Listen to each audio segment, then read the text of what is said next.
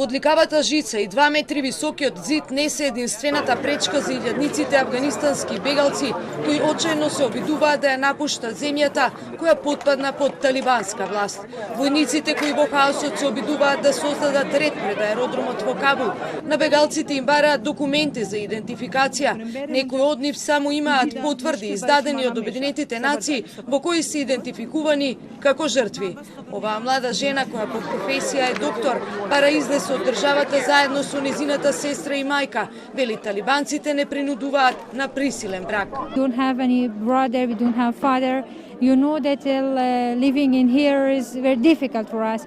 We were living in Herat and we escaped from Herat and came to Kabul city to save our life, because also my uncles worked with the Taliban and they wanted to oblige us to forced marriage.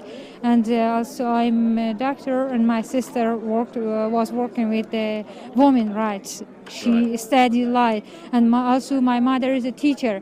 My mother was the teacher of students in 8th class, the boys. The Taliban don't let her to teach the boys, and now she doesn't work, my mom.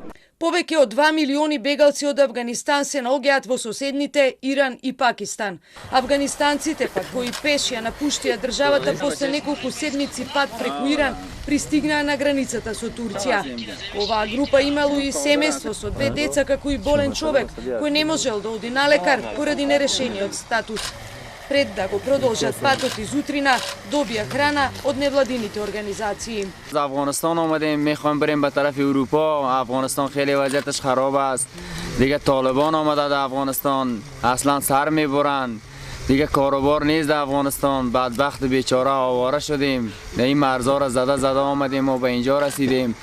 Турскиот председател Ердоган минатата недела призна дека неговата земја се соочува со нов бегалски бран од Авганистан и дека неговата влада заедно со Пакистан се обидува да завладее стабилност во оваа разорена земја од војната. Турција е дом на 4 милиони мигранти, најголем дел сирици. Денеска на денот на независноста на Авганистан, 19 август, по улиците на градовите, голем број поддржувачи на талибанците славеа со развиорени знамиња.